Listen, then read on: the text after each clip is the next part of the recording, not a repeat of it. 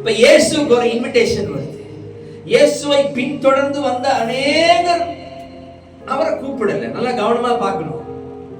அநேகர் இயேசுவை பின்தொடர்ந்தார்கள். இயேசு அந்த பக்கம் வந்து இந்த பக்கம் வர்ற வரைக்கும் வெயிட் பண்ணிட்டே இருக்கிறாங்க.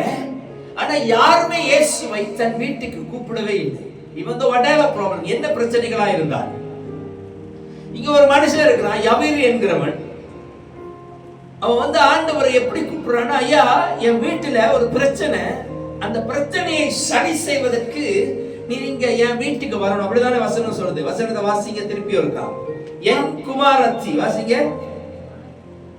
என் குமாரத்தி மரண அவஸ்தைப்படுகிறாள், அவள் ஆரோக்கியம் அடையும்படிக்கு நீர் வந்து அவள் மேல் உமது கைகளை வையும், அப்பொழுது பிழைப்பாள் என்று அவரை மிகவும் வேண்டிக் கொண்டார். ஒரு அழகான ஒரு தகப்பன், நல்ல ஒரு ஃபாதர், ஒரு அப்பா என்ன பண்றாருன்னா 12 வயசு குழந்தையை காப்பாற்றணுன்றதுக்காக, தன்னுடைய பிள்ளையை காப்பாற்றணுன்றதுக்காக, தன்னுடைய குடும்பத்துக்காக ஆண்டவர் சமூகத்திலே வருந்தி நிற்கிறார். என் ஃபேமிலிக்காக ஆண்டவர்கிட்ட போயிட்டு யவீரு வருந்தி ஆண்டவரை வீட்டுக்கு கூப்பிடுறார். இன்னைக்கு நானும் நீங்களும் குடும்பத்துக்காக இயேசுவை வருந்தி அழைக்கிறவர்களாய் இருக்க வேண்டும். இன்னைக்கு நானும் நீங்களும் என்ன பண்ணணும்? உங்க வீட்டுக்காக, உங்க குடும்பத்துக்காக இயேசுவை எப்படி கூப்பிடணுமா? சில நேரம் வாட்ஸ்அப்ல கூப்பிடுற விசுவாச கூட்டமும் இருக்காங்க. டைம் இருந்தா வந்துட்டு போங்க அப்படின்னு சொல்ற கூட்டமும் விசுவாச கூட்டம் சபைக்குள்ள இருக்கு. எனக்கு நேரம் கிடைக்கிற நேரம் ஆண்டவரை கூப்பிட்டு, அல்லது ஆண்டவரே இப்படி சில பிரச்சனைகள் நடந்துட்டு இருக்குது, நீங்கள பார்த்துட்டா இருக்கீங்க, உங்களுக்கு எப்போ அதை சரி பண்ண விருப்பமோ அப்ப நீங்க சரி பண்ணுங்க ஆண்டவரே அப்படின்னு சொல்லி சொல்ற ஒரு கூட்டமும் விசுவாச பிள்ளைகளுக்கு இருக்குது. இன்னொரு கூட்டம் இருக்கு, என்ன தெரியுமா? ஆண்டவரை ரொம்ப வருந்தி கேட்டுக்கொள்ளுகிறது. நீர் என்னை ஆசீர்வதிச்சாலும், ஆண்டவரே நீர் என் குடும்பத்தை பாதுகாத்தாலும், நீங்க வந்தானா அது சரியா, நீங்க கை வச்சானா அது முடியும், நீரே என் வீட்டின் தலைவர் அப்படின்னு சொல்லுகிற ஒரு விசுவாச கூட்டம் உண்டு. இன்னைக்கு நானும் நீங்களும் நம்மள விசாரிச்சு பார்க்கணும், அனலைஸ் பண்ணி பார்க்கணும். நானும் நீங்களும் எப்படிப்பட்ட ஒரு விசுவாச பிள்ளைகளாய் நம்முடைய குடும்பத்திலே ஆண்டவருக்கு முன்னுரிமை கொடுக்கிறோம், அல்லது ஆண்டவரை எப்படி வெல்கம் பண்றோம் அப்படிங்கறத நானும் நீங்களும் ஆராய்ந்து பார்க்க வேண்டியவர்களாயிருக்கும். ஒரு நல்ல காரியம் நடக்குது, அல்லது ஒரு தீமை நடக்குது, ஒரு பிரச்சனை நடக்குதுன்னா யார கூப்பிடுறீங்க அப்படிங்கறது நீங்க பார்க்கணும். அல்லது கடவுளே நீங்க கூப்பிட்டாலும் எப்படி கூப்பிடுகிறீர்கள் என்கிறதையும் ஆராய்ந்து பாருங்க. உங்க வாழ்க்கையில ஒரு பிரச்சனை வந்துருச்சுன்னா கடவுள் கிட்ட விண்ணப்பம் பண்ணுகிறேன் என்கிறது வேறு, வருந்தி விண்ணப்பம் பண்ணுகிறேன் என்கிறது வேறு. ஆமென்.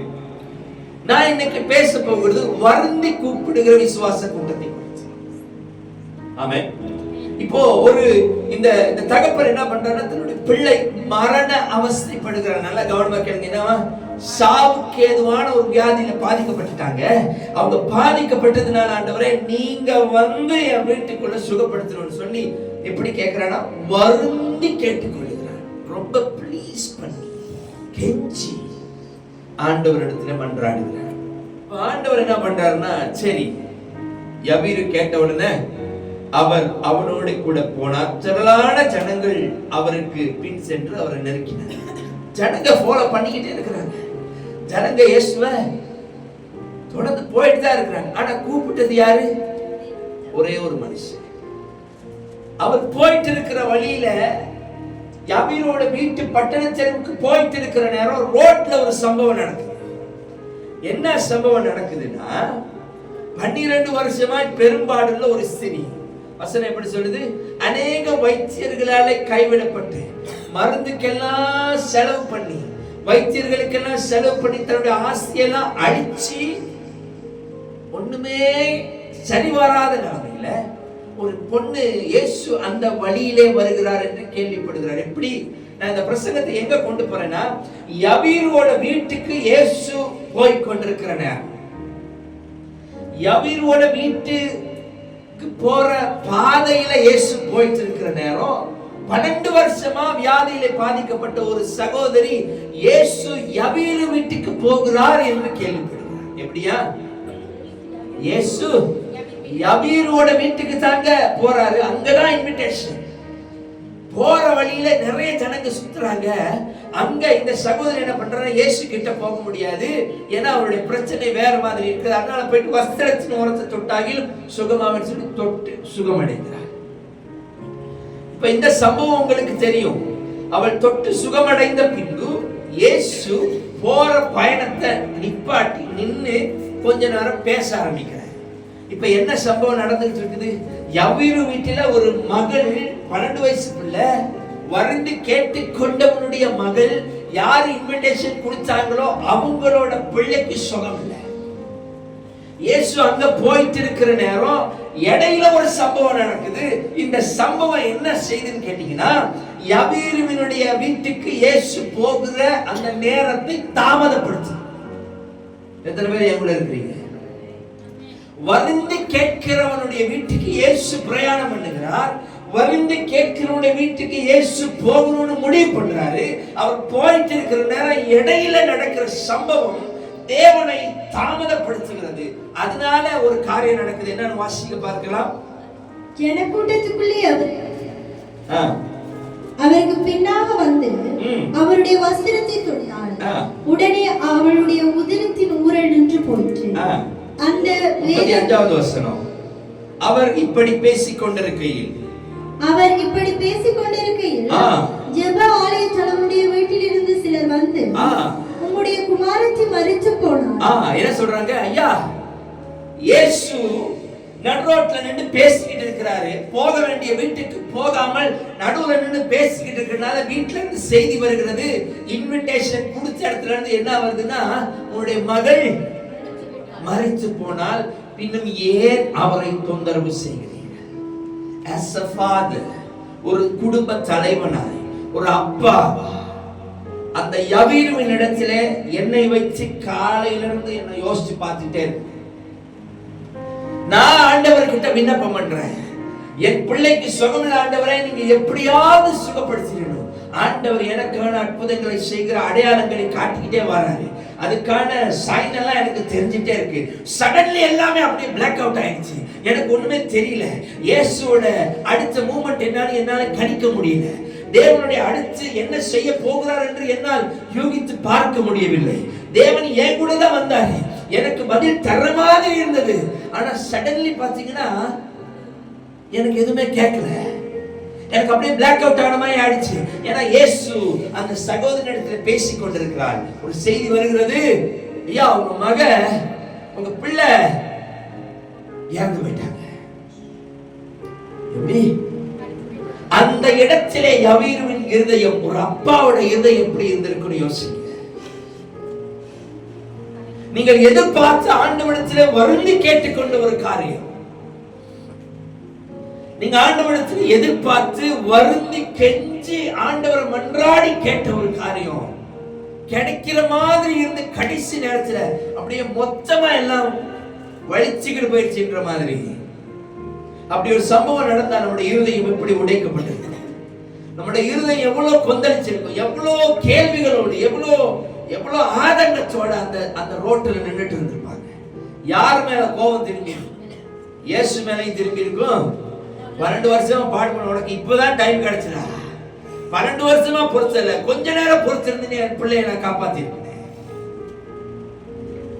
நானா இருந்தா அப்படிதான் கேட்டிருக்கேன். எப்படி கேட்டிருப்போம்? 12 வருஷம் பொறுத்தல, கொஞ்ச நேரம் பொறுத்திருந்து என் பிள்ளைய நான் காப்பாத்திருப்பேன். ஒன்னாலதான் இயேசுக்கு வர முடியாது. இயேசுவும் கொஞ்சம் யோசிச்சிருக்கலாம்ல. எப்படி? இயேசுவும் கொஞ்சம் யோசிச்சிருக்கலாம்ல. செய்தி கேட்டவுடனே யவீருவால ஒண்ணுமே பதில் சொல்ல முடியல. ஆனா யவீரு என்ன பண்ணிட்டு இருக்காரு பாருங்க. 35வது வசனம், 36வது வசனம். அவர்கள் சொன்ன வார்த்தையை இயேசு கேட்டவுடனே, யார் கேட்டவுடனே? இயேசு கேட்டவுடனே ஜெப ஆலய தலைவனை நோக்கி பயப்படாதே, விசுவாசம் உள்ளவனாயிரு என்று சொல்லி என்ன சொல்றாரு? செய்தி எப்படி வந்துருச்சு? க்ளோஸ்.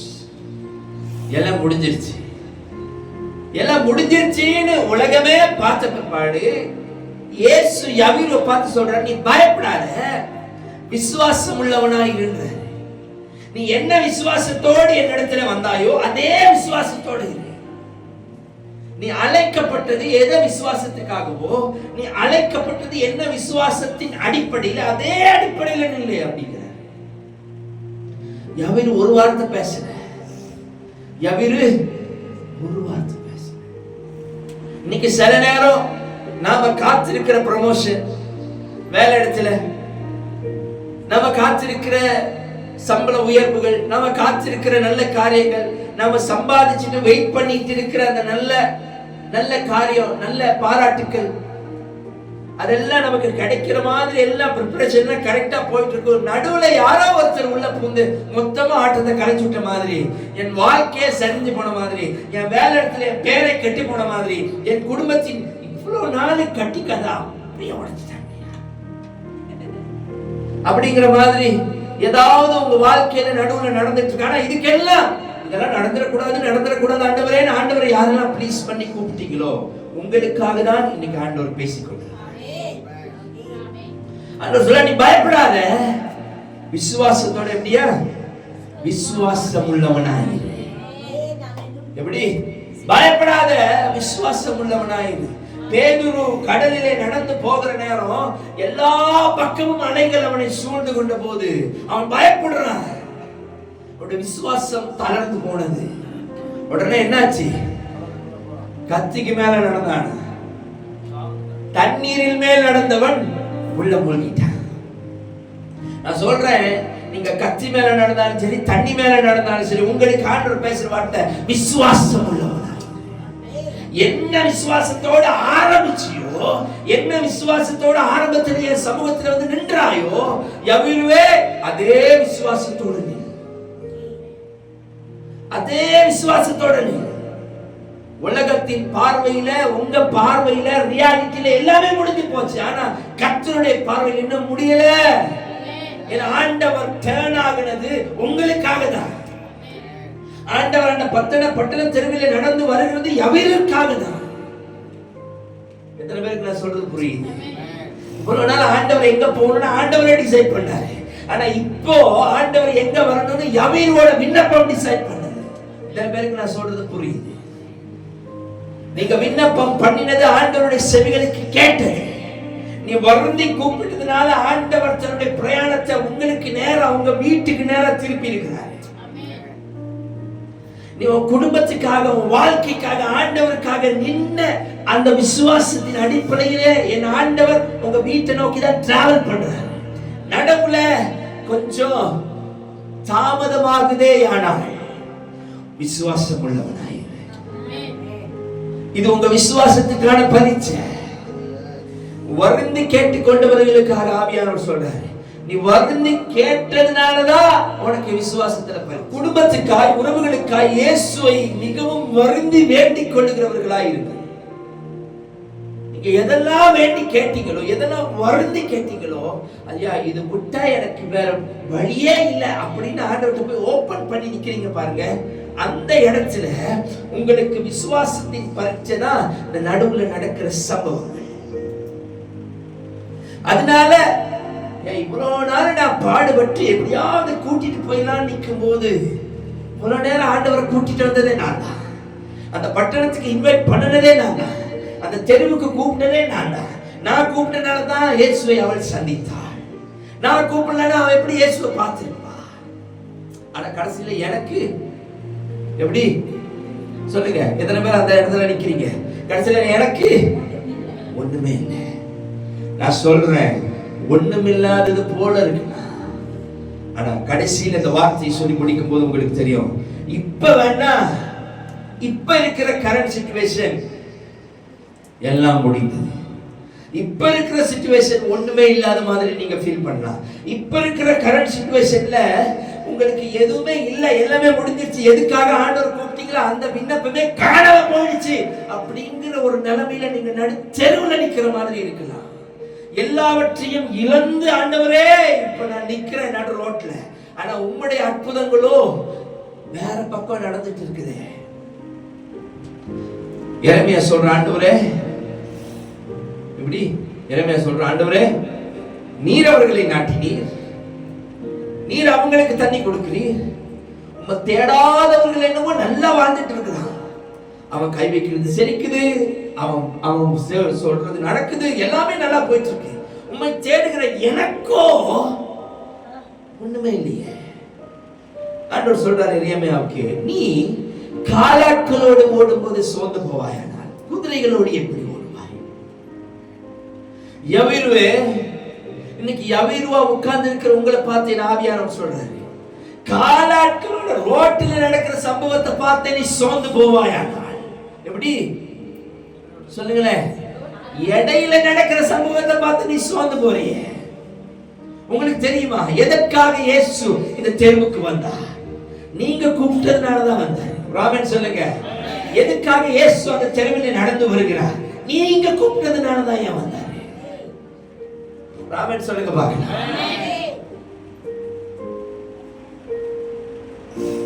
12 வருஷம் பாடுள்ள ஸ்திரியை குணப்படுத்தணும். அதுக்கு யவீரு கூப்பிட்டா தான் 12 வருஷம் பாடுள்ள ஸ்திரியை சுகமாக முடியும். நான் சொல்றேன், நீங்க வருந்தி கூப்பிடுகிறதுனால உங்க வீட்டுல நடக்கிற சம்பவங்கள் கொஞ்சம் தாமதமானாலும், உன் வீட்டுல நடக்க வேண்டிய அற்புதம் தாமதமாய் நடந்தாலும், உன் நிமித்தம் உன் பக்கத்து வீடு, ஏத்த வீடு, உன் தெருவில் இருக்கிற தொங்க முனையில இருக்கிற வீடு, ஒரு தாமன்ல இருக்கிற வீட்டுல ஒரு அற்புதம் நடக்குமே. ஆனால் அவன் இயேசுவை அறியாத பிள்ளையா வேணாலும் இருந்துட்டு போகட்டும். ஆண்டவரே, என் வீட்டை பாதுகாத்துக் கொள்ளுங்க, என் வாகனத்தை பாதுகாத்துக் கொள்ளுங்க, என் விபத்துல இருந்து காத்துக் கொள்ளுங்க, என் குடும்பத்துக்குள்ள சமாதானத்தை தாங்க. உங்க வீட்டுக்குள்ள அது நடக்கிறது தாமதமாய் இருந்தாலும், எதிர்த்த வீட்டுல, முன்னுக்கு இருக்கிற வீட்டுல, உங்களுக்கு தெரிஞ்ச வீட்டுல நடக்க வேண்டிய விபத்து, நடக்க வேண்டிய ஆபத்து, நடக்க வேண்டிய அசம்பாவிதம் நடக்காமல் என் தேவன் தடுப்பாரையானார். உங்க நிமித்தம் நடந்துச்சுன்னு தெரிஞ்சுக்கணும். அவங்க வந்து சொல்லுவாங்க, அக்கா என்னமோ நினைச்சேன், உருண்டு பிறண்டு எல்லாம் ஆயிரம் நினைச்சேன், ஆனா ஏதோ காப்பாத்திட்டாரு. தெரிஞ்சுக்கோ, நீ அந்த பட்டண தெருவில் இருக்கிறதுனாலதான் அற்புதம் நடந்துட்டு இருக்கு. நீ அந்த பட்டண தெருவில் இருக்கிறதுனாலதான் சுகம் பெற்றுக் கொண்டிருக்கிறாங்க. நீ அந்த தெருவில் இருக்கிறதுனாலதான் பாதுகாப்பு உன்னை சுற்றிலும் சூழ்ந்து. ஆபிரகாம் சொல்றேன், ஒரு நீதிமான் நினைச்சேன், ஒரு நீதிமான் இருந்தா அழிப்பீரோ என்று சொல்ற. No way. தட் மீன்ஸ் யவீரு என்கிற நீங்க ஒரு ஆளு உங்க தாமான்ல இருந்தீங்கன்னா போதும், அந்த தாமானே பாதுகாக்கப்படும். யவீரு என்கிற நீ ஒரு ஆள் உன் குடும்பத்துல உண்மையாய் இயேசுவை வருந்தி கூப்பிடுவாயானால் உன் குடும்பமே பாதுகாக்கப்படும். அதுல எந்த சந்தேகமும் கிடையாது. ஒருவேளை உங்க வீட்டுக்கு நடக்கிற அற்புதங்கள் தாமதமாகல, delayed, no worries, கவலைப்பட வேண்டாம். அடுத்த வசனத்தை வாசிக்கலாம். ஆண்டவர் என்ன பண்றாரு? பேதுருவையும் யாக்கோபையும் யாக்கோபின் சகோதரன் யோவானையும் தவிர வேறொருவரையும் தம்மோடு வருகிறதற்கு இடம் கொடாமல் ஜெப ஆலய தலைவனுடைய வீட்டிலே வந்து சந்தடியையும் மிகவும் அழுது புலம்புகிறவர்களையும் கண்டு உள்ளே பிரவேசித்து, நீங்கள் சந்தடி பண்ணி அழுகிறது என்ன? பிள்ளை மறிக்கவில்லை, நித்திரையாய் இருக்கிறாள் என்றார். அதற்கு அவரை பார்த்து நகைத்தார்கள். எல்லாரையும் அவர் வெளியே போக பிள்ளையின் தகப்பனையும் தாயையும் தம்மோடு வந்தவர்களையும் அழைத்துக் கொண்டு பிள்ளை இருந்த இடத்தில் பிரவேசித்து பிள்ளையின் கையை பிடித்து தாலி தகுமி என்றார். அதற்கு சிறு பெண்ணே எழுந்திரு என்று உனக்கு சொல்லுகிறேன் என்று அர்த்தமா. உடனே சிறு பெண் எழுந்து நடந்தாள். அவள் 12 வயதுள்ளவளாய் இருந்தாள். அவர்கள் மிகுந்த ஆச்சரியப்பட்டு பிரமித்தார்கள். இதை ஒருவருக்கும் அறிவியாதபடிக்கு அவர்களுக்கு உறுதியாக கட்டளையிட்டு அவளுக்கு ஆகாரம் கொடுக்கும்படி சொன்னார். எப்படியா என்ன நடந்துச்சு? இயேசு கடைசியில முக்கியமான சீசர்களை கூட்டி போறாரு. கூட்டிட்டு போயிட்டு வீட்டுல மறைச்சு போன பெண்ணை நீ எழுந்திரு அப்படின்னு என்ன சொல்ற? அந்த வசனம் என்ன சொல்றது? சிறு பெண்ணை எழுந்திரு என்று உனக்கு சொல்லுகிறேன். உங்க வீட்டுல நீங்க வருந்தி கூப்பிடுகிற யவீருவாய் இருப்பீர்களே, நீங்கள் தேவனிடத்திலே உங்கள் விண்ணப்பங்களை வருந்தி கேட்கிற ஒரு ஆத்மாவா இருப்பீங்கன்னா உங்களுக்கு அற்புதம் சும்மா ரோட்ல எல்லாம் நடக்காது. சும்மா போற போக்குல உங்களுக்கு அற்புதம் நடக்காது. உன் வீட்டுல உலகமே உன்னை பார்க்கும்படியா இயேசுவே வந்து உங்க வீட்டுக்குள்ள இருந்து அற்புதத்தை நடப்பிக்கிற காலம் வரும். எப்படியா? இயேசுவே வந்து உங்க வீட்டுக்குள்ள நின்னு அற்புதத்தை நடப்பிக்கிற காலம் வரும். ஆனா அதுக்கு முன்னாடி என்ன நடக்கும்னு கேட்டீங்கன்னா, நீங்க மனம் சோர்ந்து போவீர்கள், உங்க விசுவாச பரீட்சை வரும். ஏன்னா இயேசு ஒரு வீட்டுக்குள்ள வர்றது சாதாரண விஷயமே கிடையாது. ஆனா அந்த யவீர் என்ன பண்ற பாருங்க, தன் வீட்டிலே மாத்திரம் அற்புதம் நடக்கவில்லை, இயேசு வர்ற வழியிலெல்லாம் அற்புதத்தை நடப்பிக்கிறார். யார் மூலம் நடந்தது? யவீரு என்கிற ஒருவன் இயேசுவை வருந்தி கூப்பிட்டதுனால 12 வருஷமா பாடுன ஸ்திரீ கூட ரோட்ல சுகமாச்சு. நானும் நீங்களும் யவீருவை போல குடும்ப தலைவர்களாய் தலைவிகளாய் இருப்பீர்களா?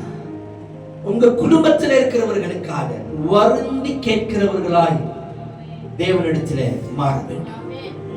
உங்க ஃபேமிலியில இருக்கிறவங்களுக்காக வருந்தி தேவனை கூப்பிடுங்க.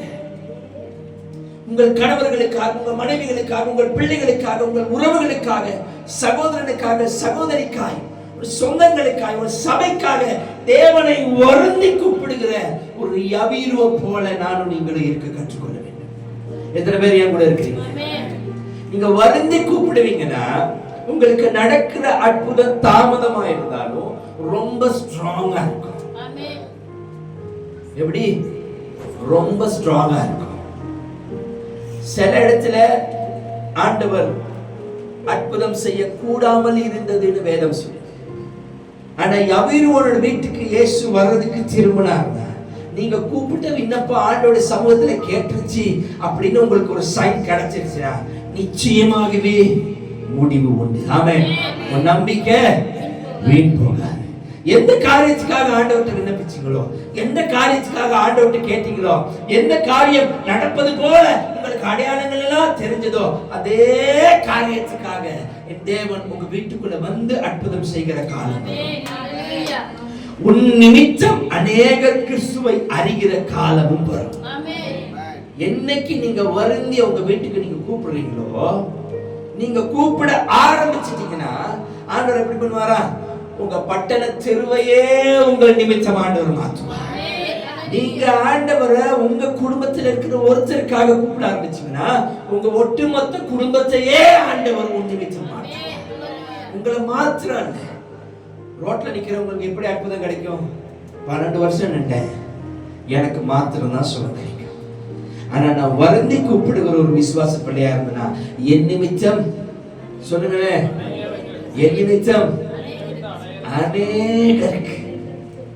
எப்படி? ஒரு எக்ஸாம்பிள் தான், என் வீட்டுக்கு வர்ற ரோட்டில் யாரு நின்னாலுமே அற்புதம் நடக்கும். இதுதான் அப்போஸ்தலர்கள் செய்தார்கள். அதனாலதான் அவங்க நடந்து போகும்போது அவங்க நிழல் பட்டாலும் சுகம் வந்துச்சு. இன்னைக்கு விசுவாச கூட்டமா இருக்கிற நானும் நீங்களும், விசுவாச பிள்ளைகளா இருக்கிற நானும் நீங்களும் வருந்தி ஆண்டவரை கூப்பிடுகிறவர்களா இருக்க வேண்டும். வருந்தினா எப்படி தெரியுமா? ரொம்ப ப்ளீஸ் பண்ணி ஆண்டவரை ஆராதிக்க கற்றுக்கொள்ள வேண்டும். இருக்கிறீங்க, உங்க குடும்பத்துக்காக, குடும்பத்தில் இருக்கிறவங்களுக்காக ஆண்டவரை வருந்தி கூப்பிடுங்க. உங்க வேலை இடத்துக்காக ஆண்டவரை வருந்தி கூப்பிட்டு இருக்கிறீங்க. உங்க வேலை ஸ்தலங்களுக்காக ஆண்டவரை கூப்பிட்டு, ஆண்டவரை என் வேலை இடத்துல வந்து கொஞ்சம் எனக்கு உதவி செய்யுங்க ஆண்டவரே, என்னால இது என்ன பண்றதுன்னு எனக்கு தெரியல. நான் நிறைய வாட்டி கூப்பிட்டுருக்கேன். ஆனா நான் கூப்பிட்ட விஷயத்துக்காக ஆண்டவங்க எனக்கு ஹெல்ப் பண்ண மாட்டேன். மாறா வேற ஒருத்தர் செவன சும்மா நின்றுகிட்டு இருக்கவனுக்கெல்லாம் நல்லது நடந்துடும். எனக்கு மாத்திரம் என்ன நடக்கும்? இருந்ததும் போயிடும். அந்த நேரம் மாம்சம் என்ன சொல்லுன்னா, அட்லீஸ்ட் சும்மாவாவது ட்ரை பண்ணி இருந்திருக்கலாம். கடவுளை கூப்பிட்ட நேரத்துக்கு சும்மாவாவது ஓடி இருந்தா ஒரு 5 கிலோமீட்டர் ஓடி இருக்க மாம்சம் அப்படிதான் சொல்லும். ஆனா யவீர் என்ன பண்ணாரா? ஆண்டவர் பக்கத்திலே காத்திருக்கிறார். ஆண்டவர் சொல்றாரு, என்ன சொல்றாரு? யவீர் பயப்படாத, நான் உன்னை எப்படியாவது காப்பாத்துறேன். ஆண்டவர் என்ன சொல்றாரு? விசுவாசத்துல காத்திரு. ராமன் சொல்லுங்க, விசுவாசத்துல நீங்க காத்திருக்கும் போது நீங்க எதை கேட்டீங்களோ அதை எப்படி ஆண்டவர் செய்வாரா? முடிஞ்சிருச்சின்னு போனாலும் அந்த இடத்துல இருந்து ஆண்டவர் உங்களை உயர்த்துவார். முடிஞ்சிருச்சின்னு நீங்க நினைக்கிற இடத்துல, முடிஞ்சிருச்சின்னு உலகம் பார்க்கிற இடத்துல இருந்து தேவன் உங்களை மறுபடியுமாய் உயிரோடு எழுப்புவார். மறைச்சு போன எல்லா காரியங்களும், மறைச்சு போன பைனான்சியலா இருக்கலாம், மறைத்து போன உறவுகளா இருக்கலாம், எங்க ரிலேஷன்ஷிப் எல்லாம் செத்து போச்சு. எங்க சிஸ்டர் பிரதர்ஸ்குள்ள இருந்த, எங்க சிபிலிங்ஸ்குள்ள இருந்த, எங்க சகோதரத்துவத்துக்குள்ள இருந்த உறவுகள் எல்லாமே செத்து போச்சு. அது உயிரோட இல்ல. கணவன் மனைவிக்குள்ள இருந்த அந்த உறவு செத்து போச்சு.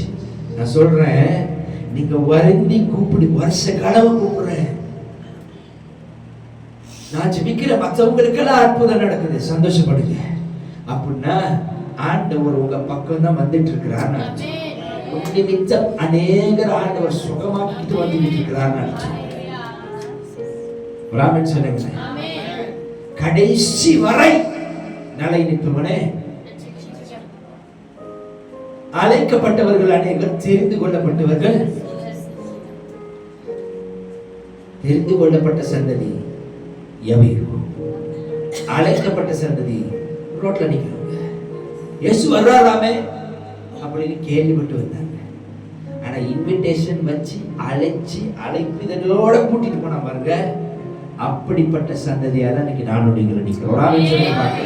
இப்படி கண்களை மூடி எழுந்திருக்கீங்க.